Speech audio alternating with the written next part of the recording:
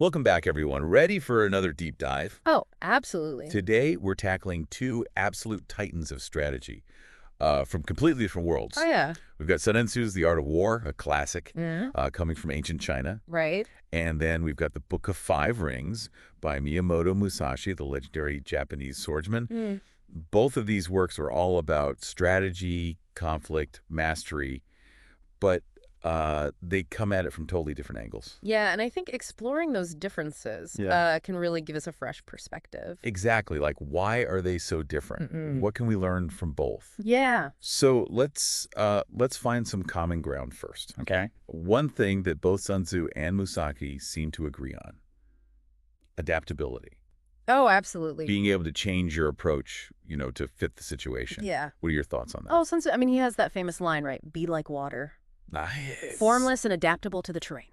So he's talking about, yielding, flowing around obstacles. So powerful. But Musashi takes it in like a slightly different direction. Okay, how so? He really focuses on this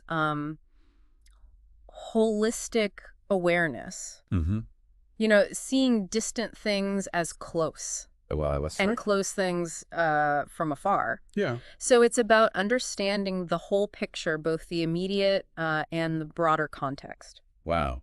So Sun Tzu's reacting to the situation. Right.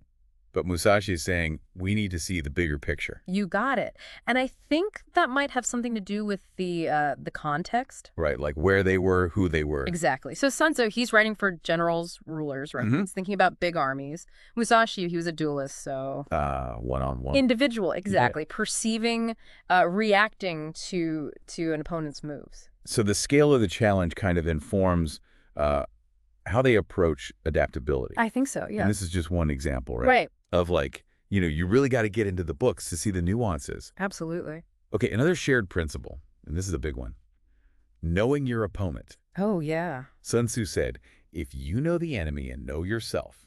You need not fear the result of 100 battles.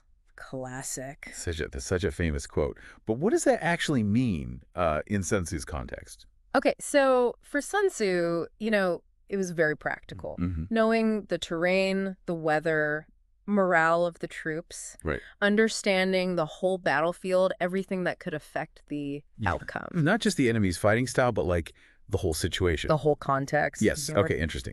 Now, Musashi, with his one-on-one focus, he gets a little more... Psychological? Yeah. Yeah, he talks about perceiving intentions, techniques, reading your opponent's mind, essentially. Right on. Understanding their strengths, weaknesses. Okay, so that's a whole different level of knowing your opponent. Totally. And again, you see why reading the actual books is so crucial. Yeah. Yeah, because you can't just get it from, like, a quote on Instagram. You get the depth, the nuance. Okay, so we've seen some common ground. Mm-hmm. But now, let's talk about where these philosophies really diverge. Okay, yeah. And this is where it gets fascinating. The clash of cultures. We're talking ancient Chinese Confucianism. Versus the Japanese Bushido Code. Right. How did these philosophies shape Sun Tzu and Musashi's views? Well, Confucianism, it's all about harmony, right? Mm-hmm. Social order, ethical leadership. Okay. And you see that reflected in Sun Tzu's strategies. How so? Well, he sees war as a last resort. Really? Something to avoid if possible. Interesting. He emphasizes indirect confrontation, diplomacy, even deception to minimize the conflict, achieve victory with the least bloodshed. So it's not just about winning. It's about winning in a way that benefits everyone. Right, preserving harmony. Right. Thinking about the bigger picture, the impact on society. Wow. Okay. Yes. But Musashi, he comes from this whole other world, right? Yeah. Totally different. Bushido, the samurai code. Honor, discipline, sword mastery. Yeah. It's much more individualistic. So how does that influence him? Yeah. Well, he focuses on the individual warrior's journey. Okay.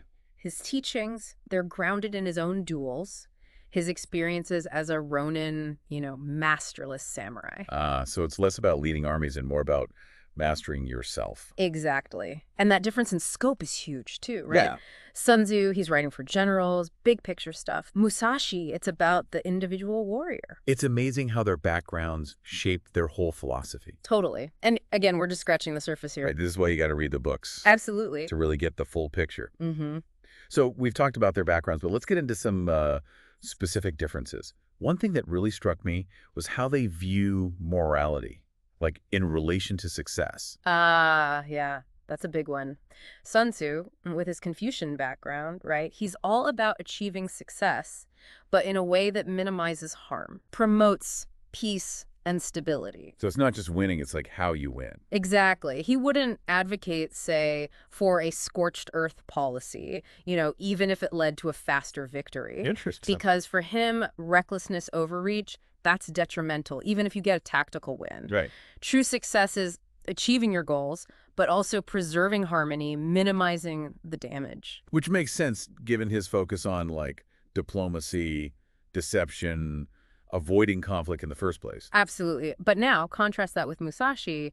Coming from that samurai ethos, he's not as concerned with those broader moral implications. Right. His focus is personal mastery, winning through skill, through strategy. So for Mutachi, it's more about honing your craft, proving yourself. Yeah, overcoming any obstacle through willpower, skill. It's a testament to your dedication, your training. Wow. So it's like Sun Tzu is thinking about the big picture, the good of everyone. Mm-hmm. But Musashi, it's more individual. Like, can I master this challenge? Right. And while he wouldn't condone dishonorable conduct, his main concern is victory, winning through superior ability. Makes you think about how we define success ourselves. Right. Yeah, for sure.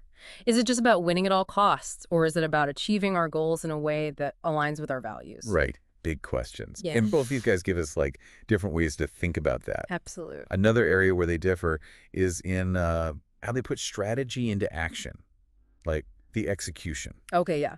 Sun Tzu, he's all about the cerebral, the indirect approach. Right. Deception, alliances, psychological manipulation. He wants to outwit his enemy. Achieve victory, ideally, without even fighting. So you're playing 4D chess. Uh-huh. That's a good one. Always thinking steps ahead. Exactly. Planning, preparation, understanding the psychology of the conflict. Okay, so Sun Tzu's the chess master. Mm. How's Musashi different? Musashi is much more direct, decisive. Okay. His strategies are about seizing the initiative, exploiting a weakness, striking fast with precision. So while Sun Tzu's moving the pieces around the board, Musashi's like, bam, sword strike. Right. And it makes sense if you think about their backgrounds. Musashi, the duelist, he can't hesitate. Right, in a fight that could be fatal. Exactly. He Yeah. has to act with conviction. It's fascinating. They're like two ends of a spectrum. Yeah, I see that. But, I mean, effective strategy probably needs both, right? A mix. Oh, for sure.